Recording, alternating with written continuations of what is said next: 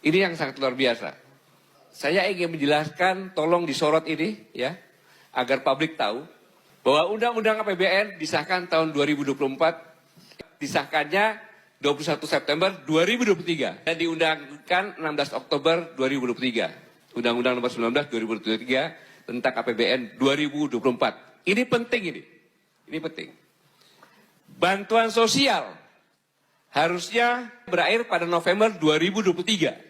Rapat Kabinet 6 November 2023, Jokowi memutuskan memperpanjang bantuan sosial sampai Juni 2024. Hanya keputusan seorang presiden tanpa persetujuan DPR dan tidak ada undang-undang APBN. Bisa dia buat terusnya undang-undang APBN, P ya, perubahan. Ini tidak. Bayangkan. Dari ini saja sudah melanggar. Kemudian perpanjangan bantuan sosial ini tidak ada dalam APBN 2024 karena sudah diputuskan.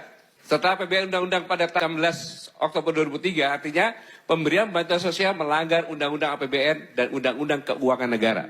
Dua sekaligus yang dilanggar. Ini fakta. Kalau dikatakan saya membuat berita bohong, silahkan. Oleh karena itu, Bu Sri Mulyani mengambil anggaran bansos dari kementerian dan lembaga lainnya yang dinamakan automatic adjustment sebesar 50,2 triliun. Itu kalau tidak salah disapu rata tiap-tiap kementerian 5%. Ini pun tidak boleh. Bu Sri Mulyani mengatakan alokasi anggaran bantuan sosial yang terindikasi kuat melanggar undang-undang ini atas perintah Presiden Joko Widodo. Firm itu. Dan alokasi anggaran bantuan sosial dari kementerian dan lembaga lain melanggar pasal 15 ayat 5 Undang-Undang Keuangan Negara nomor 17 tahun 2003 yang berbunyi APBN yang disetujui oleh DPR terinci sampai dengan unit organisasi, fungsi, program kegiatan, dan jenis belanjanya. Nggak ada ini. Undang-undang APBN yang sudah disetujui DPR tidak boleh dirubah pihak manapun termasuk Presiden Joko Widodo. Melalui pemblokiran automatic adjustment, APBN hanya dapat diubah melalui mekanisme perubahan APBN yang disetujui DPR yang saya sampaikan tadi. Arahan atau instruksi Presiden Joko Widodo untuk memblokir anggaran kementerian dan lembaga juga melanggar Undang-Undang anti KKN dan penyalahgunaan kekuasaan Presiden. Karena keputusan Presiden Joko Widodo untuk memperpanjang bantuan sosial secara mendadak ini bermotif politik dan nepotisme untuk mendongkrak elektabilitas dan memenangi Gibran. Artinya bantuan sosial dadakan tersebut sama sekali bukan untuk kepentingan masyarakat.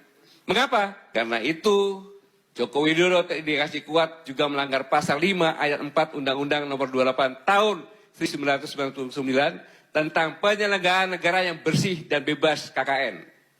Setiap penyelenggara negara wajib untuk tidak melakukan perbuatan korupsi, kolusi, dan nepotisme. Menurut definisi pasal 1 angka 5 nepotisme adalah setiap perbuatan penyelenggaraan negara secara melawan hukum yang menguntungkan kepentingan keluarganya dan atau kroninya di atas kepentingan masyarakat, bangsa, dan negara. Pemberian bantuan sosial dadakan Joko Widodo termasuk perbuatan melawan hukum yang menguntungkan kepentingan keluarganya, anaknya, dan kroninya. Presiden Joko Widodo juga diduga keras melakukan penyalahgunaan wewenang kekuasaannya dengan memaksakan memberi bantuan sosial sampai Juni 2024 tanpa ada mata anggaran di dalam APBN 2024. Tidak ada itu, Pak. Keberanian yang luar biasa itu.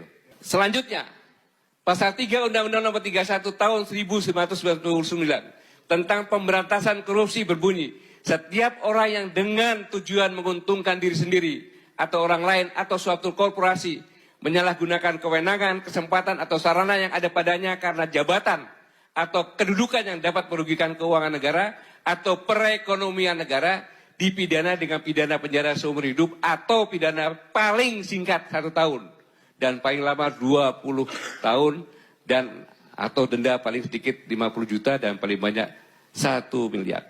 Terakhir, pemberian bantuan sosial untuk presiden dan menteri lainnya tanpa melibatkan Kementerian Sosial melanggar tugas pokok kementerian dan termasuk penyalahgunaan kekuasaan. Lengkap sudah, Pak. Karena pemberian bantuan sosial dadakan tersebut dapat dipastikan tidak tepat sasaran karena dibagikan di tengah kerumunan massa tanpa ada data penerimaan bantuan karena data tersebut berada di Kementerian Sosial. Coba bayangkan itu. Luar biasa ini. Jadi sangat-sangat luar biasa. Ya saya katakan semua yang dilakukan tadi rangkaiannya jelas cacat moral.